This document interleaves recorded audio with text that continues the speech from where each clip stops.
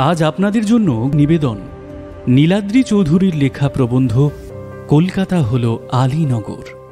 এর আগে কলকাতা শহরের শিশু অবস্থা থেকে একটু একটু করে বড় হয়ে ওঠার গল্প আপনাদের সামনে আমরা পরিবেশন করেছিলাম কলকাতার আদ্যিকালের গল্প নাম দিয়ে। সেখানে বাংলায় বর্গী আক্রমণ ও সেই সঙ্গে মারাঠা ডিজ খোঁড়ার কথা বলে শেষ করেছিলাম আমরা। আজ কলকাতার ইতিহাসের পরবর্তী অংশের গল্প শোনাব আপনাদের, যা অত্যন্ত গুরুত্বপূর্ণ। এই প্রবন্ধে লেখক নীলাদ্রি চৌধুরী মূলত গল্প উপন্যাস লিখলেও কলকাতার ইতিহাস তার অত্যন্ত পছন্দের বিষয়। তার প্রথম গল্প প্রকাশিত হয়েছিল আনন্দমেলা পত্রিকায় 2017 সালে। এছাড়া দেশ, প্রসাদ ও অন্যান্য নানা পত্রিকায় তাঁর লেখা গল্প ও প্রবন্ধ প্রকাশিত হয়েছে। নীলাদ্রির লেখা প্রথম প্রকাশিত বই গল্পে সত্যে কলকাতা। আজ কলকাতার ইতিহাসের যে অংশ আপনারা শুনবেন, বিশেষ করে নবাব সিরাজ উদ্দৌলার কলকাতা বিজয়ের গল্প, তা সাধারণত কোনো স্কুলের ইতিহাসের বইতে ডিটেলসে থাকে না। তাহলে শুনতে থাকুন কলকাতার ইতিহাসের এই অংশ, কলকাতা হল আলীনগর।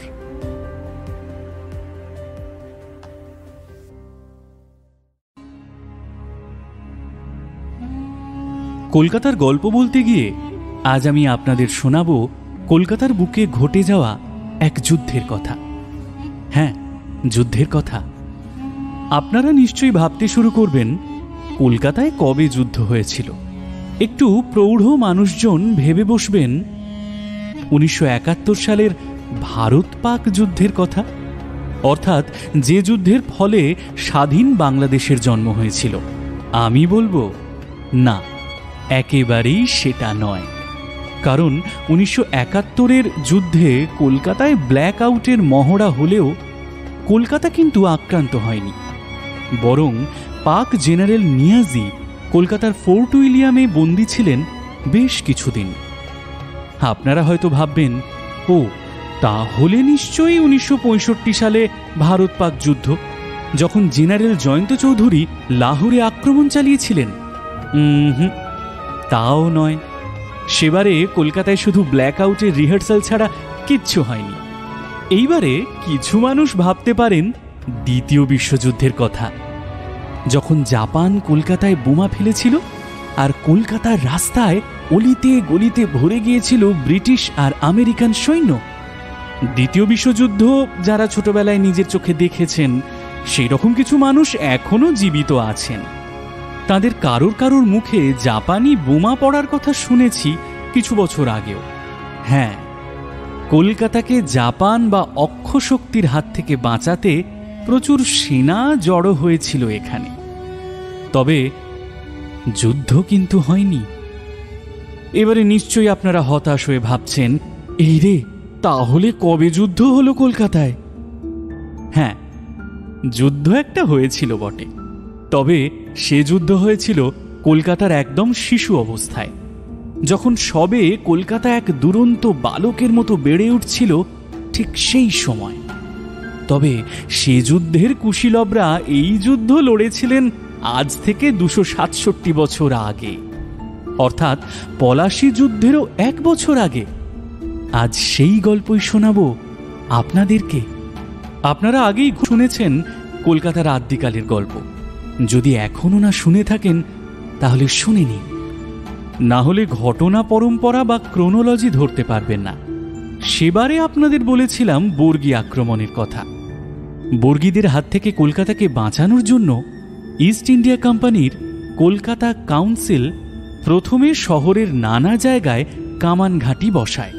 বাগবাজার, জোড়াবাগান, কুলিবাজার বা আজকের হেস্টিংস ইত্যাদি নানা জায়গায়। কোথাও 4 কামান, কোথাও বা 6 কামানের ঘাঁটি তৈরি হয়েছিল।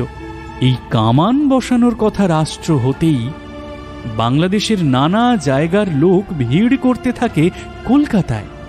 তখন বর্গীদের হামলায় প্রাণ হারানোর চেয়ে কলকাতায় আশ্রয় পাবার জন্য দলে দলে মানুষ আসতে শুরু করলেন কলকাতায়। সময়টা 1740-এর দশক। সাহেবরা শেষে বুঝলেন শুধু কামান ঘাঁটি দিয়ে শহরকে রক্ষা করা মুশকিল। কলকাতার দেশীয় লোকেদের পরামর্শে শেষ অবধি কলকাতায় খাল খোঁড়া হয়েছিল, যার নাম মারাঠা ডিচ। এই কাহিনী আগের পর্ব অর্থাৎ কলকাতার আদ্যিকালের গল্পতে আমি বলেছি। এবারে তার পরের অংশ শুরু করছি। মারাঠা তো আর কলকাতায় এলো না। মারাঠা নেতা ভাস্কর পণ্ডিতকে নবাব আলীবর্দী খাঁ সন্ধি করবেন বলে ডেকে এনে খুন করালেন। তাতে বর্গী আক্রমণের বেগ কিছুটা কমল, কিন্তু পরে আবার রঘুজি ভোঁসলে আক্রমণ করলেন বাংলায়। শেষ পর্যন্ত নবাব আলীবর্দী সত্যি সত্যি সন্ধি করেন মারাঠাদের সাথে। আসলে মারাঠাদের দাবি ছিল যৌথ। সে আমলে ইতিহাস পড়লে আমরা দেখতে পাই মারাঠারা তাদের আশেপাশের রাজ্যে বা অধিকৃত অঞ্চল থেকে যৌথ আদায় করত। যৌথ মানে হচ্ছে উৎপন্ন ফসলের 1/4। সে সময়ে নবাব আলীবর্দী হলেন বাংলা সুবার নবাব।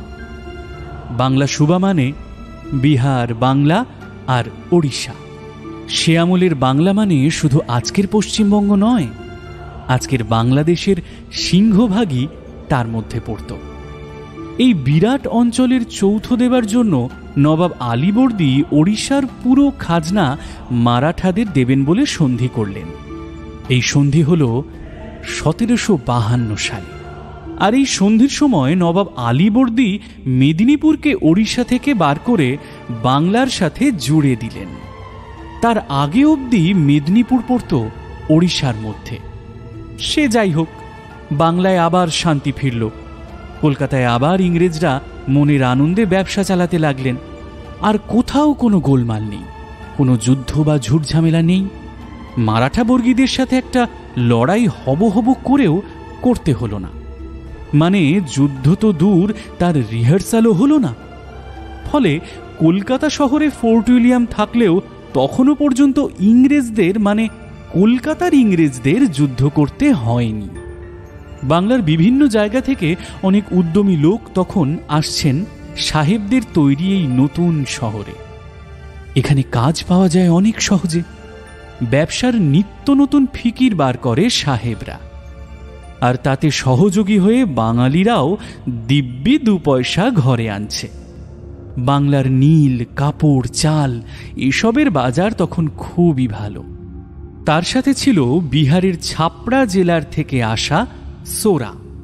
সে আমলে বারুদ তৈরির জন্য সোরার খুব চাহিদা ছিল। সোরা বা পটাশিয়াম নাইট্রেট সবচেয়ে ভালো পাওয়া যেত বিহারের ছাপড়ায়। সেই সোরা অগ্নিমূল্য বিক্রি হচ্ছে ইউরোপের বাজারে। কিন্তু সুদিন তো আর চিরকাল থাকে না। ইংরেজদের ভাগ্যেও বিপর্যয় ঘনিয়ে এলো। মুর্শিদাবাদে বুড়ো নবাব আলীবর্দী খাঁ মারা গেলেন 1756 সালে। আর এবারে নবাব হয়ে বসলেন তার নাতি সিরাজ উদ্দৌলা। এইবারে শুরু হলো সমস্যা। সিরাজকে অনেকেই পছন্দ করতেন না, কিন্তু তাও নবাব আলীবর্দী তাঁর প্রিয় নাতিকেই দিয়ে গেলেন বাংলার মসনদ। নবাবের দরবারের যারা গণ্যমান্য লোকজন তারা মনে মনে অখুশি হলেও কিচ্ছু বলতে পারলেন না, কারণ নবাব আলীবর্দীকে সকলেই খুব ভক্তি করতেন, তার কথা মানতেন। ইংরেজরা এইবার একটা অন্যায় করে বসল। সে আমলে কেউ নতুন নবাব বা বাদশাহ হলে একটা রেওয়াজ ছিল তাকে অভিনন্দন জানিয়ে কিছু উপহার পাঠানো, অর্থাৎ তাকে স্বীকার করে নেওয়া। বাংলায় সে সময়ে যেসব বিদেশি জাতিরা ব্যবসা করছে তাদের মধ্যে ডাচ, ফরাসি, পর্তুগিজ সবাই নবাব বাহাদুরকে অভিনন্দন জানিয়ে ভেট পাঠালো। কিন্তু ইংরেজরা কিচ্ছু দিল না। ইংরেজরা এমনিতেই বেনিয়ার জাত। 1 টাকা দিলে কি করে 2 টাকা ঘরে আনবে সেই চিন্তায় তারা মশগুল। সারাক্ষণ খরচের হিসেব করছে। অন্যান্য ইউরোপীয়দের মতো খরচের ধাত তাদের নেই। তার উপরে আর একটা ঘটনাও ঘটল সেই সময়। ফরাসিদের সাথে ইংরেজদের সম্পর্ক বরাবরই সাপে নিউলে। 2 দিন অন্তর যেখানে সেখানে ইংরেজদের সাথে ফরাসিদের লড়াই বেঁধে যায়। কিছুদিন পরে একটা মিটমাট করে সন্ধি যদি বা হয়, সেই সন্ধি ভুলে গিয়ে আবার লড়াইয়ে মেতে ওঠা এটা নতুন কিছু নয়। সে সময়ে ব্যবসার প্রয়োজনে আর নতুন জায়গা দখলের নেশায় সব কটা ইউরোপীয় জাতি কম্পিটিশনে নেমে পড়েছে। তার ফলে প্রায়ই যুদ্ধ লেগে যাচ্ছে। সিরাজ যখন বাংলার নবাব হলেন, অর্থাৎ 1756 সালে, ঠিক তখনই কলকাতার ইংরেজদের কাছে একটা খবর পৌঁছল, যে কোনো মুহূর্তে ফরাসিদের সাথে যুদ্ধ লেগে যেতে পারে। কলকাতা ইংরেজদের আস্তানা বলতে তো সেই ফোর্ট উইলিয়াম, তার কোনো মেরামতি করা হয় না বহু বছর ধরে। শুধু কেল্লার চারিদিকের 4টে কোণে বুরুজের ওপরে কামান বসানো আছে। সে কামান আসলে যুদ্ধ লাগলে কতটা কাজে আসবে তাও জানা নেই। ফলে ইংরেজরা কেল্লার বুরুজগুলো সারানোই মন দিলেন। তাছাড়া কলকাতার উত্তর দিকে তখন শহরের সীমানা হলো বাগবাজার। সেখানে পেরিন বলে এক সাহেবের বাগান বাড়ি ছিল। আজ যেখানে বাগবাজারের মায়ের ঘাট, তার কিছুটা পরে গিয়ে কাশীপুরে যাবার রাস্তা শুরু হয়। মোটামুটি সেই চত্বরেই ছিল এই পেরিন সাহেবের বাগান বাড়ি। ইংরেজরা একে বলতেন পেরিনস পয়েন্ট। কলকাতার উত্তর প্রান্তের এই সীমানায় ইংরেজরা আর একটা ছোট কেল্লা তৈরি করার কাজে হাত দিলেন, যাতে কিছু সেনা আর কামান গোলাগুলি মজুদ রাখা যায়। তাহলে শহরের উত্তরভাগে আক্রমণ চালালে শত্রুদের বাধা দেওয়া যায়। কারণ বাংলায় চন্দননগর সে আমলে ফরাসিদের মূল ঘাঁটি। ইংরেজদের বড় মাথা ব্যথা তখন সেই ফরাসিদের নিয়ে। চন্দননগর থেকে কলকাতা কতটুকুই বা পথ? যে কোনো মুহূর্তে ফরাসিদের হামলা হলে তাকে ঠেকানোর মতো সাজসজ্জা তো নেই। এইসব খবর মুর্শিদাবাদে নবাব সিরাজ উদ্দৌলার কানে গিয়ে পৌঁছল। তার সাথে আর একটা ঘটনাও যোগ দিল। সিরাজের বড় মাসি ঘসেটি বেগম ছিলেন তার প্রধান শত্রু। সিরাজকে হটিয়ে বাংলার গদি কি করে দখল করা যায় তার জন্য ঘসেটি বেগমের চেষ্টার ত্রুটি ছিল না। যদিও ঘসেটি বেগম একজন নারী, তার পক্ষে সরাসরি শাসন ক্ষমতা দখল করা সম্ভব নয়। তবু যদি অন্য কাউকে গদিতে বসিয়ে নিজে পর্দার আড়াল থেকে রাজত্ব চালানো যায়, এই ছিল ঘসেটি বেগমের মতলব। কিন্তু ভাগ্য তার সহায় হল না। ঘসেটি বেগমের কোনো সন্তান নেই। সিরাজেরই ছোট ভাই আকরাম উদ্দৌলাকে তিনি দত্তক নিয়েছিলেন। আকরাম অল্প বয়সেই মারা গিয়েছিলেন। ঘসেটির স্বামী নওয়াজিস মোহাম্মদও তার পরপরই মারা যান। ফলে ঘসেটি বেগম গদি দখলের লড়াই শুরু করার জন্য কোনো উপযুক্ত খুঁটি পাচ্ছিলেন না। ঘসেটি বেগমের এই দিশেহারা অবস্থায় সিরাজ এক সাংঘাতিক কাণ্ড ঘটালেন। মুর্শিদাবাদকে তখনকার আমির ওমরাহদের মধ্যে প্রধান একজন ওমরাহ ছিলেন হোসেন কুলি খাঁ। তিনি বীর যোদ্ধাও ছিলেন। আবার মুর্শিদাবাদের রাজনীতিতে সিরাজের বিরুদ্ধে যে দল গড়ে উঠেছিল তাতেও তিনি একজন মাথা ছিলেন। সিরাজ একদিন লোক লাগিয়ে হোসেন কুলি খাঁকে প্রকাশ্য দিবালোকে খুন করালেন। হোসেন কুলি খাঁর আর একটা ব্যাপারও ছিল, তার সঙ্গে ঘসেটি বেগমের এক গুপ্ত প্রণয়ের সম্পর্ক ছিল বলে কানাঘুষো শোনা যেত। এর ফলে ঘসেটি বেগমের পক্ষে সিরাজের বিরুদ্ধে দলের সাথে যোগাযোগ রাখা সহজ হতো। সিরাজের কানে সব খবরই পৌঁছত।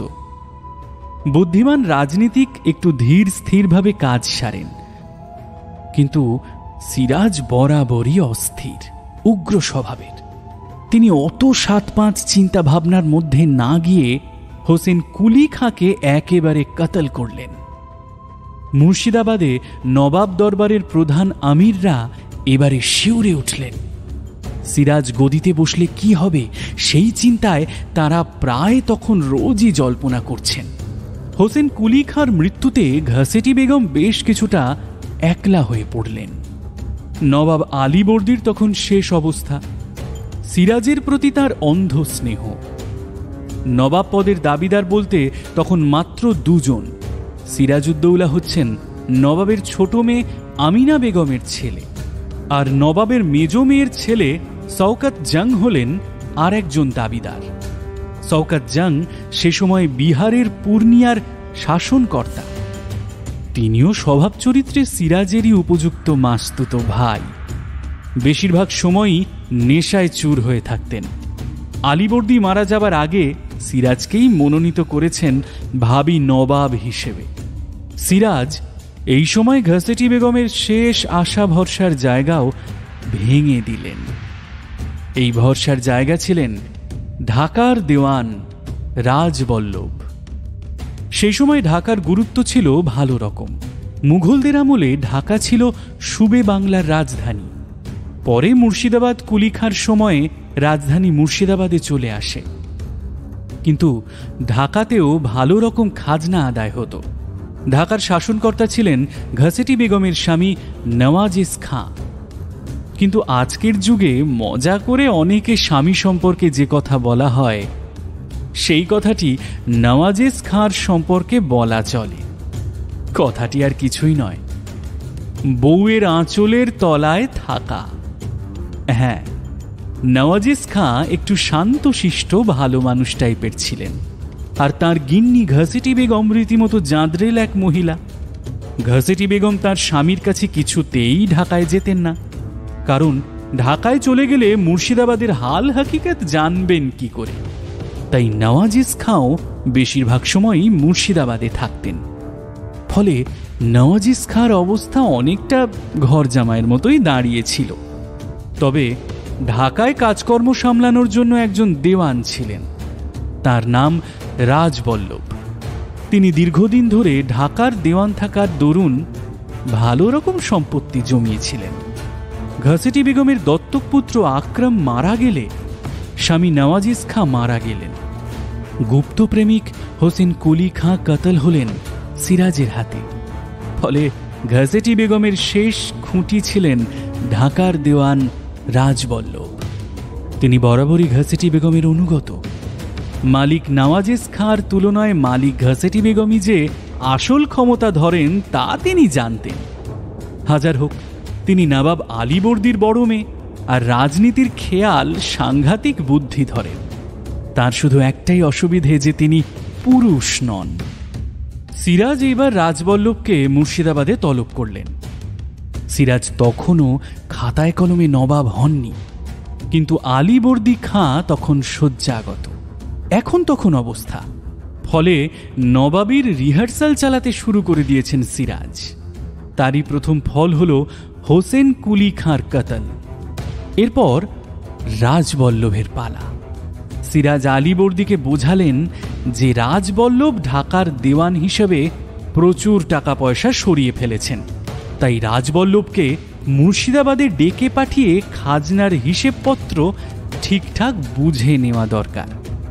রাজবল্লভকে ডেকে পাঠানো হলো মুর্শিদাবাদে। আলীবর্দীর তখন সবকিছু খতিয়ে দেখার মতো শরীরের অবস্থা নেই।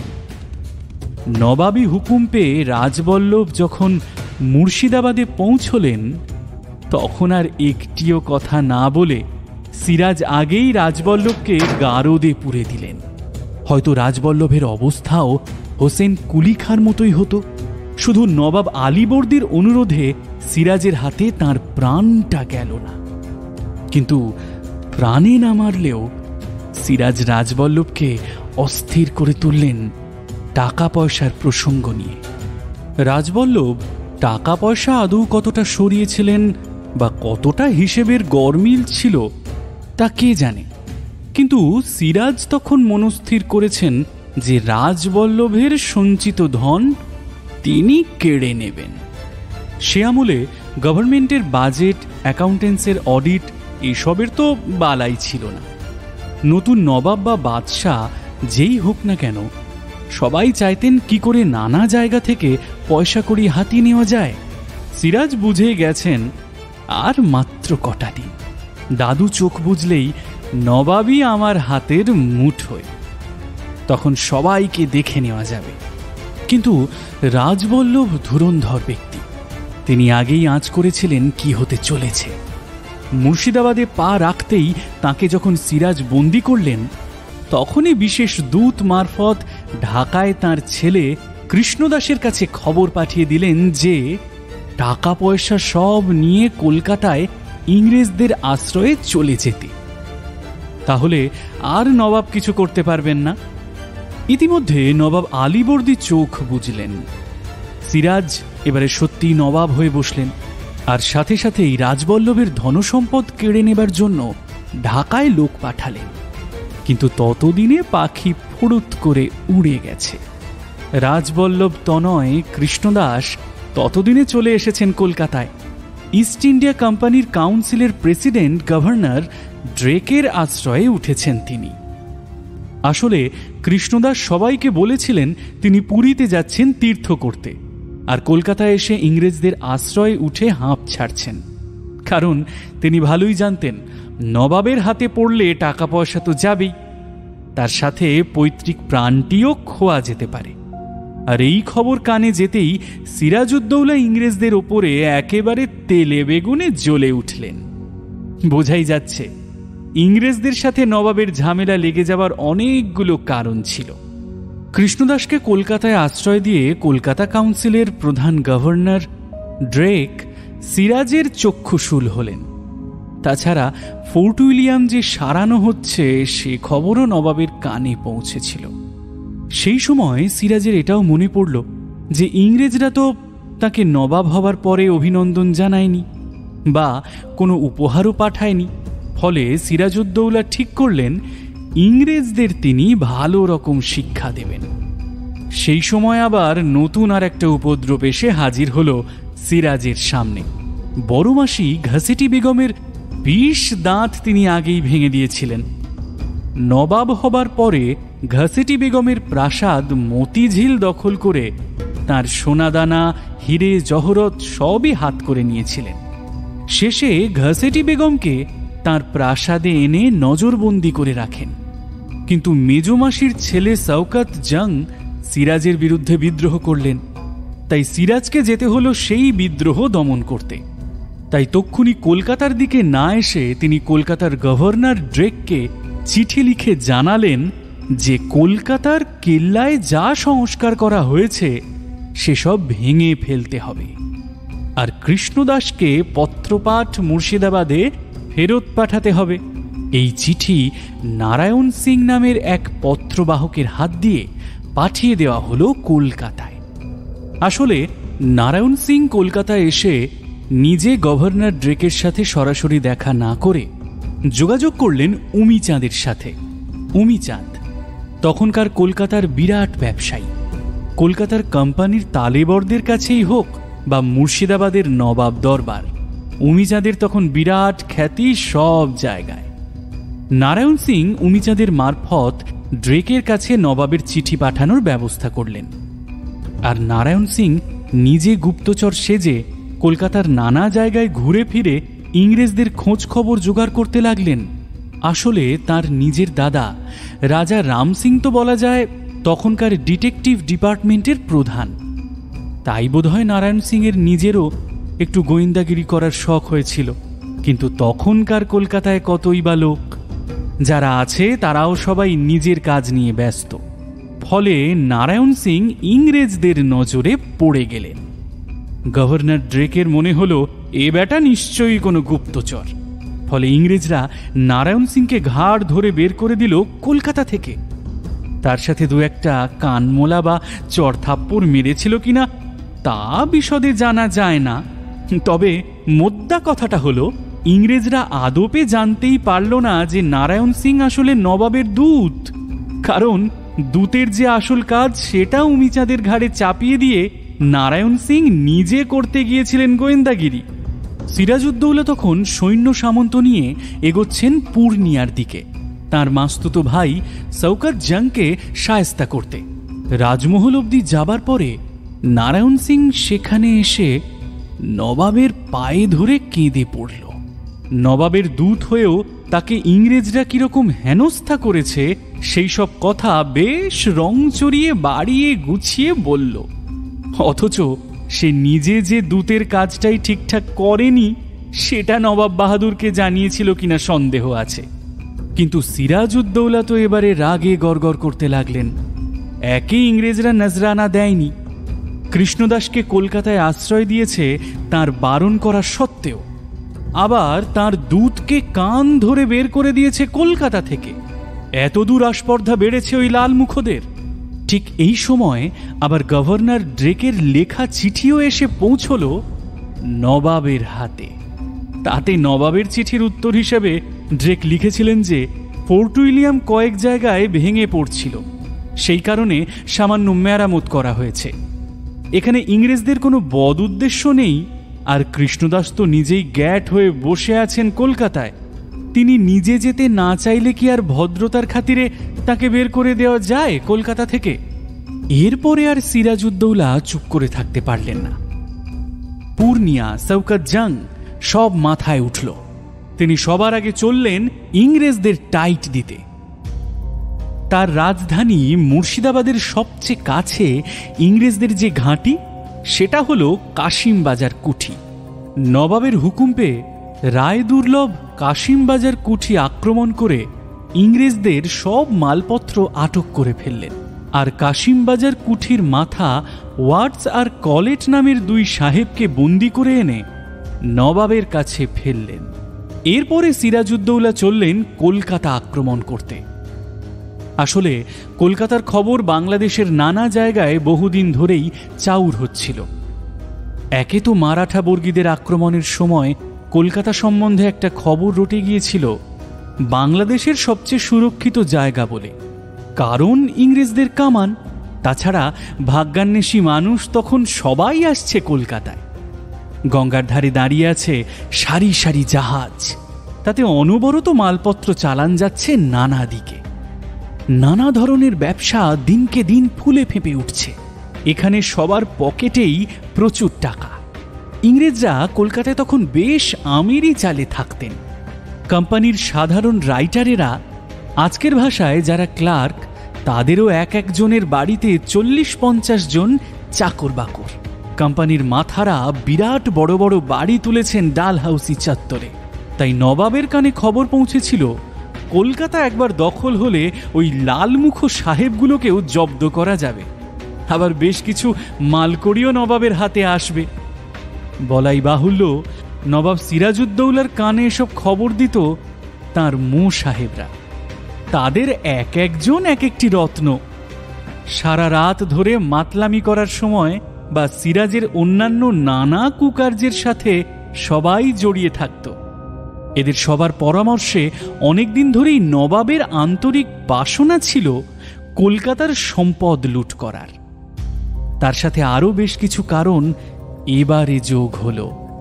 তাই নবাব সিরাজউদ্দৌলা প্রায় 30,000 ফৌজের এক বড় বাহিনী নিয়ে চললেন কলকাতা বিজয়ে। সঙ্গে চললেন নবাবের মীর বক্সি, মীর জাফর, মোহনলাল, মানিকচাঁদ, রায়দুর্লভ প্রভৃতি বড় বড় সেনাপতিরা। এইবারে ইংরেজরা একটু ভয় পেয়ে গেল, কারণ কলকাতায় ইংরেজরা তখন মূলত ব্যবসা করেন। তারা তো আর যুদ্ধ করতে পারেন না। ফোর্ট উইলিয়ামেও নামেই কেল্লা, বহুদিন সংস্কার করা হয়নি। ফরাসিদের আক্রমণের চিন্তায় সবে কয়েকটা বুরুজ সরানোর কাজে হাত দেওয়া হয়েছিল। তাও তখন ফোর্ট উইলিয়ামের যা অবস্থা, তাতে তাকে একটা উন্নত মানের গোডাউন বলা চলে। আক্ষরিকভাবে কেল্লা বলতে যা বোঝায় তা মোটেই নয়। আর ইংরেজদের সেনাই বা তখন কোথায়? ব্যবসার মালপত্র মজুদ থাকে বলে কিছু সেনা পাহারায় থাকে বটে, কিন্তু তারা হয়তো চোর ডাকাতের সাথে লড়তে পারবে। নবাবী ফৌজ আটকানো কিছুতেই সম্ভব নয়, একেবারে মূর্খের কথা। কলকাতায় তখন ইংরেজদের ফৌজে মোটামুটি 250 জন মতো লোক। তার মধ্যে আবার কিছু লোক অসুস্থ। ইংরেজরা তখনও ভাবছে নবাব হয়তো ভয় দেখাতে আসছেন। নবাবের হাতে কিছু টাকা দিয়ে দিলেই হয়তো পরিত্রাণ পাওয়া যাবে। ইংরেজরা দামি দামি মালপত্র, কোম্পানির টাকা পয়সা সরিয়ে ফেলতে লাগলেন। জাহাজে করে সব চালান দেওয়া হতে লাগলো মাদ্রাজের দিকে। আর কলকাতা কাউন্সিলে আলোচনা করে ঠিক করতে লাগলেন কত টাকা দিলে নবাবের হাত থেকে রেহাই পাওয়া যাবে। ইতিমধ্যে দোনামোনায় পড়ে চন্দননগরের চিরশত্রু ফরাসিদের কাছেও ইংরেজরা সাহায্য চেয়ে লোক পাঠালেন। যদি কিছু সেনা বা গোলাবারুদ দিয়ে ফরাসিরা সাহায্য করে এই আশায়। বোঝাই যায় চিন্তায় ভাবনায় ইংরেজদের মাথা তখন গুলিয়ে গিয়েছিল। না হলে ফরাসিদের কাছে কি করে ইংরেজরা সাহায্য চায়? কিন্তু ফরাসিরা দিচ্ছি দেব করেই দিন কাটিয়ে দিলেন। শুধু ইংরেজরা শত্রুপক্ষ বলে নয়, জেনে শুনে কে আর বাংলার নবাবের বিষ নজরে পড়তে চায়? ইংরেজরা আর উপায়ান্তর না দেখে নবাবের কাছে একজন আরমানি ব্যবসাদারকে দূত হিসাবে পাঠালেন। তার নাম খোজা ওয়াজেদ। উদ্দেশ্য নবাবকে কিছু উপহার, টাকা পয়সা দিয়ে এবারের মতো রেহাই পাওয়া। কিন্তু নবাব তাঁর গতি থামালেন না। তার ফৌজ কৃষ্ণনগর পেরিয়ে গেল। বোঝাই গেল যুদ্ধ ছাড়া গতি নেই। ইংরেজরা তখন হাঁক ডাক করে যুদ্ধের আয়োজন করতে লাগলেন। কিন্তু ওই হাঁক ডাকি সার। কিছু ভলেন্টিয়ার ইউরোপিয়ান পাওয়া গেল, আর কিছু জাহাজি নাবিক, কিছু ডাচ ভাড়াটে সৈন্য, এইসব নিয়ে মোটামুটি 500 জনের মতো সেনা তৈরি হতে লাগলো নবাব বাহাদুরের 30,000 সেনার মহড়া নেবার জন্য। জর্জ মিনসিন বলে একজন ইংরেজ হলো এই সেনার সেনাপতি। সে বেচারি জীবনে কোনো যুদ্ধ করেনি, আর তার কাঁধেই পড়ল এই যুদ্ধের গুরু দায়িত্ব। নবাব আসছেন শুনে কলকাতা ছেড়ে দেশীয় লোকজন সব পালালো। ইংরেজদের কাছে যারা কাজ করত সেই সব দেশি বয়, বাবুর্চির দল সবাই পালালো। তখনকার কলকাতার ছোট্ট সাহেবী সমাজের সাহেব, মেম সাহেব সবাই এসে ওই এক কেল্লা ফোর্ট উইলিয়ামে আশ্রয় নিল। তাদের ভরসা ওই 500 মতো সেনা আর হাতে গোনা কয়েকটা কামান। অবশেষে 1756 সালের 15ই জুন নবাব সিরাজউদ্দৌলা এসে পৌঁছলেন কলকাতার দোরগোড়ায়।